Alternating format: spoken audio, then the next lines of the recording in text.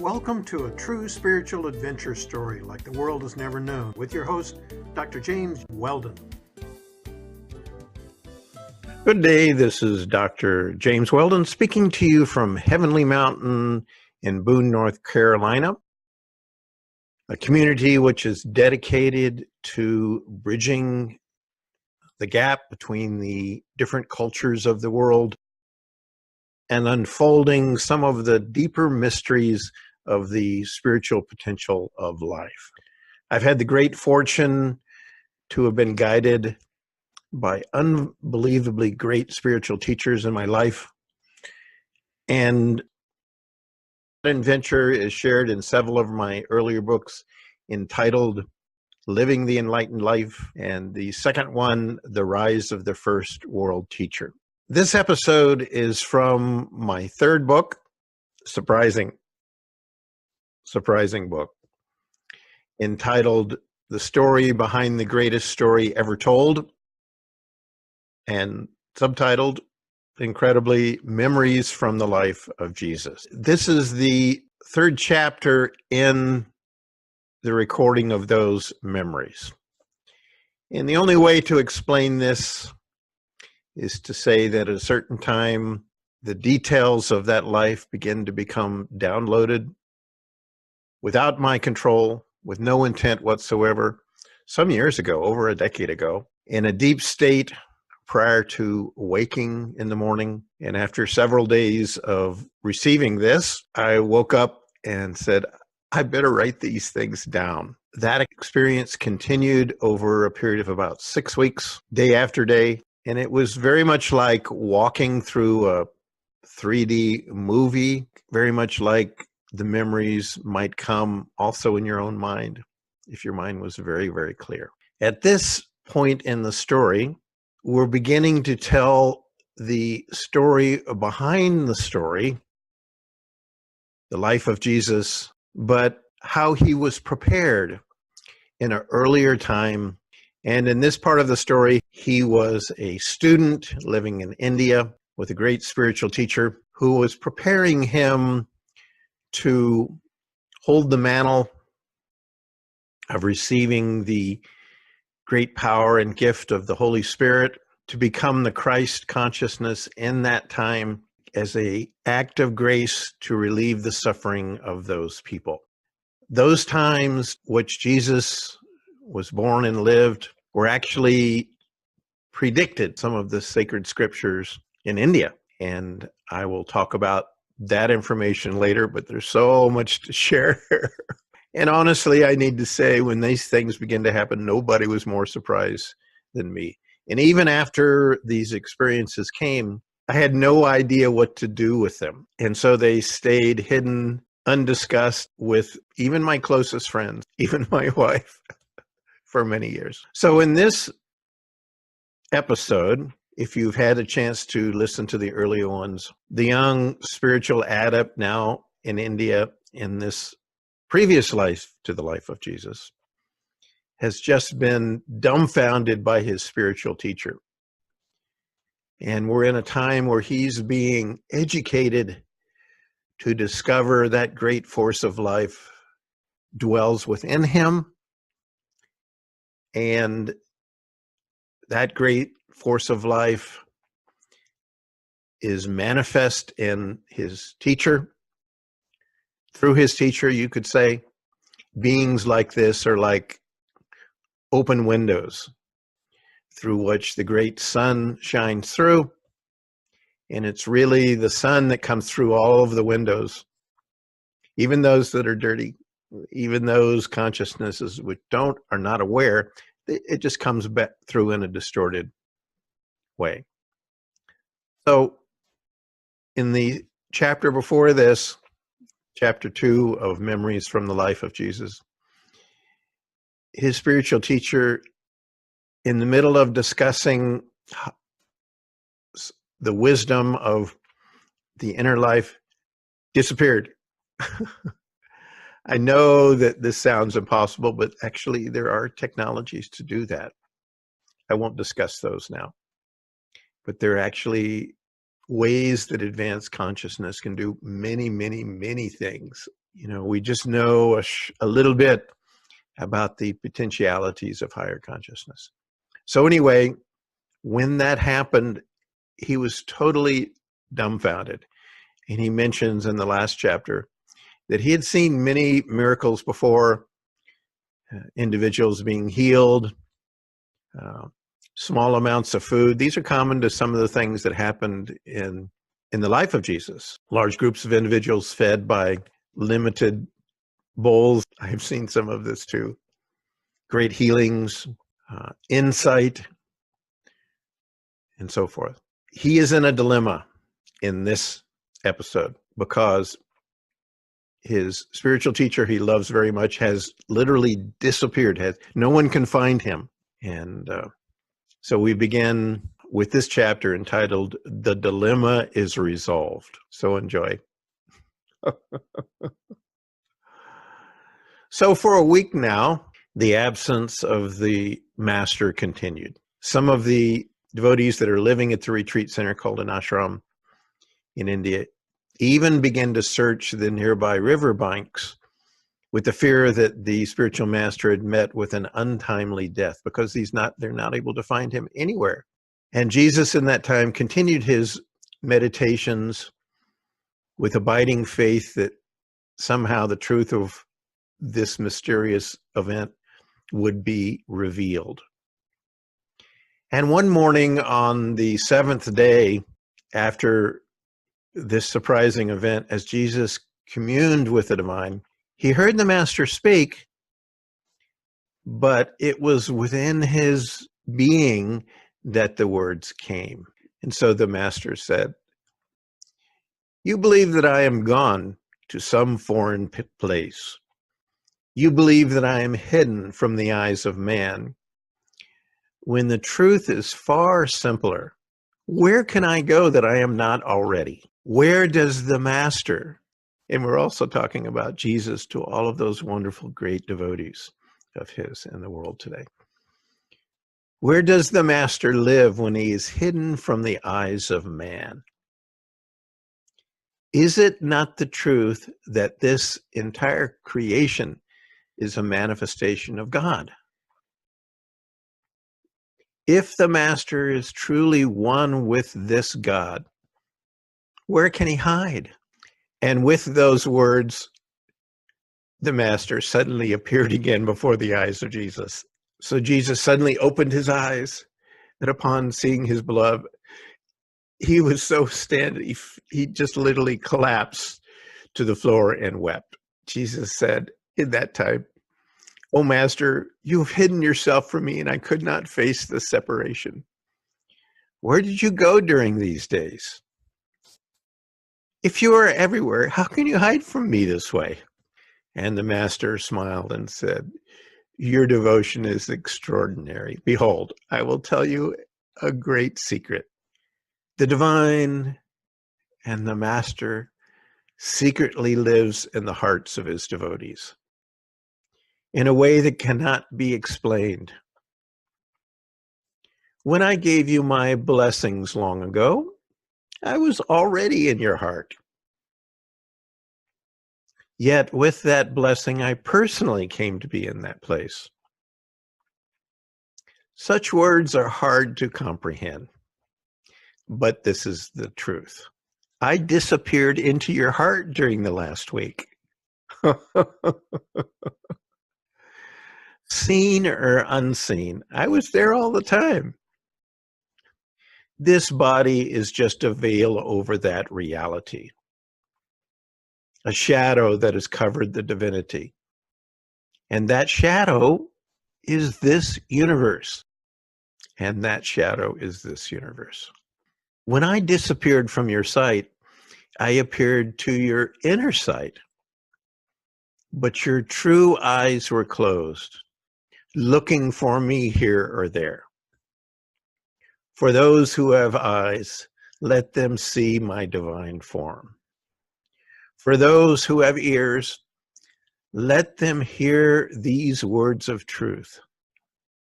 I am your very being. Look there and you will find me.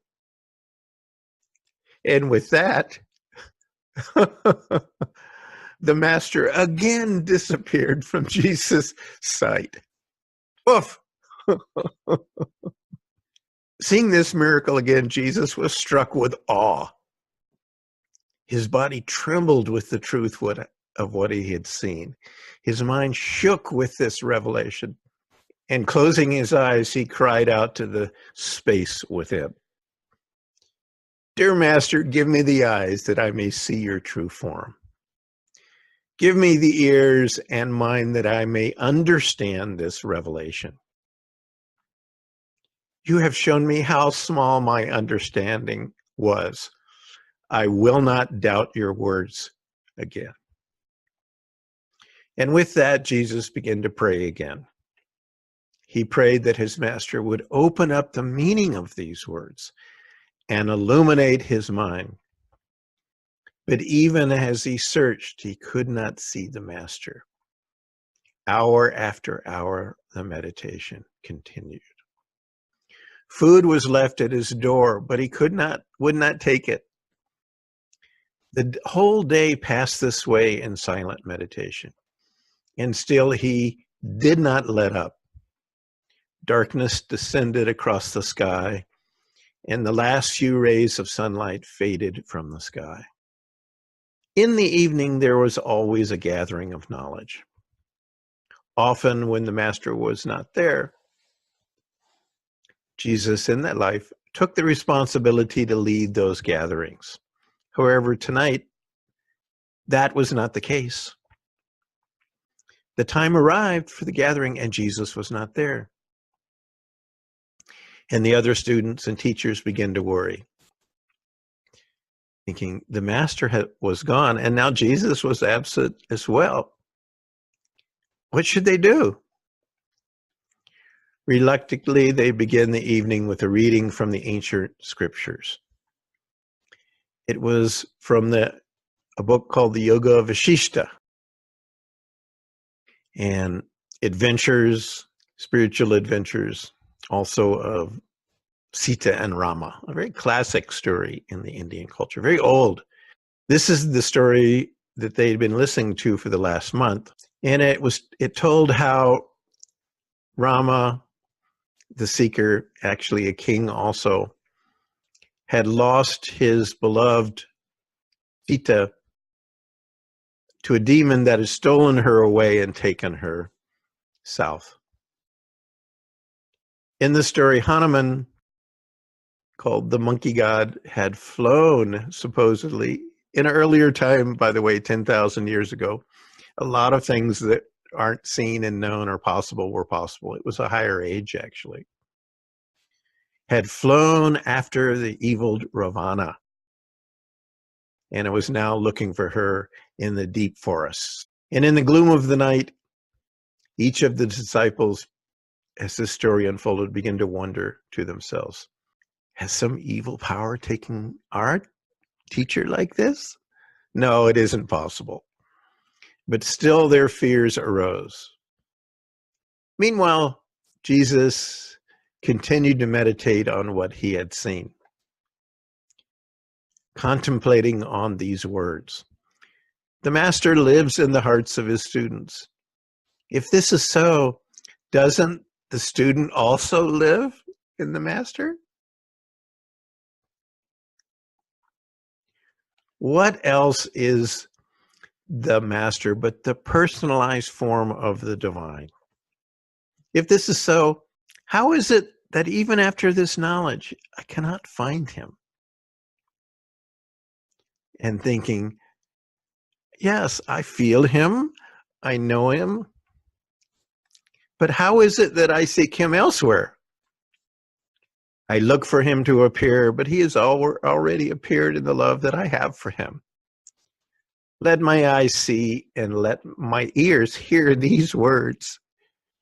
This is a conversation going on within. And so this short chapter ends, wondering about the solution to this dilemma. So this story has very deep meaning. The question is, if we are seeking for the truth, where will we find it? Where does it really exist? And with whatever teachings we have may learned, the reality that we are seeking is beyond that, beyond the ideas, beyond the feelings, beyond everything that we know. That timeless reality exists. And through whatever practices you may have, prayer ends in silence. Meditation ends in silence.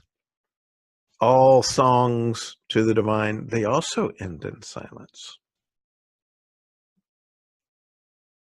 The mind disappears in silence. Even this life that is so precious to us, it ends in silence. Our last breath, it comes out. We breathe out with open hands, and off we go. And where do we go? We go into that same pathway, which ends in silence. You see, the truth that we're seeking, nobody can, in a sense, tell you that. It must be lived. It must be experienced in the depth of your being. It must be discovered. Like a dark place, a dark room, which nobody can see. When we first come into those places, we see nothing. But gradually, as we spend time in those mysterious places, and this can take many years, we find that it is full of unbelievable love, and the brilliance of our inner being begins to arise. So this is the mystery that is unfolding in all of our lives, also in the life of Jesus. We have eyes, but do we see? Real seeing. We have ears, but are we really hearing? Have what we taken into our ears reflect real truth? Have we touched that divinity not with our hands, but with our great feelings? Have we felt that love to such an extent that we know that is what we are? And so that is the mystery here. And even though these are short stories, the answer to those stories are huge and long. And in the same way that our young student is attempting to comprehend and understand, he continues with that search at this time. And aren't we all being prepared in a certain sense to bring something into the world? I believe that we're all here to bring something into the world, not to take something away, to contribute. And it doesn't need to be overwhelming. Look at the story of people like Mother Teresa, who cared for the homeless, cared for the poor children in Calcutta, and doing the same thing over and over again, each day going out to minister, to give what she had to give.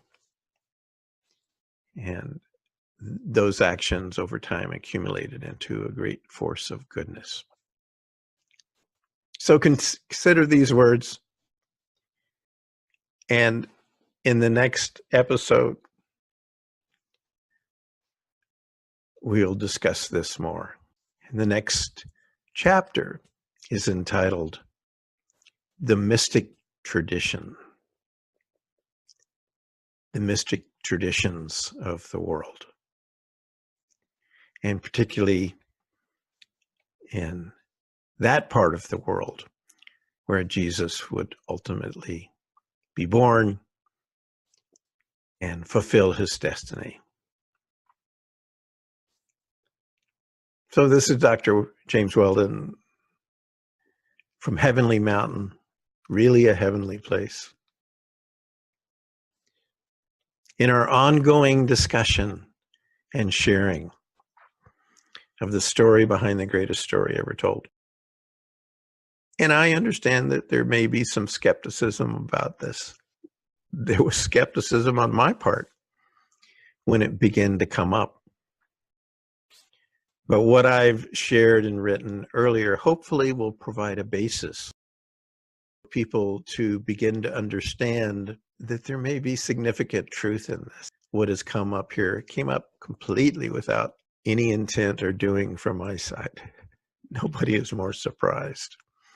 So we'll see you again. Come back and join us for the next chapter, chapter 4, in the memories, apparently from the life of Jesus, entitled The Mystic Tradition.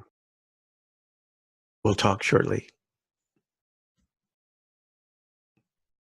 Bye-bye. If you like this video, don't forget to click the like button, comment and share. Subscribe to this channel for more.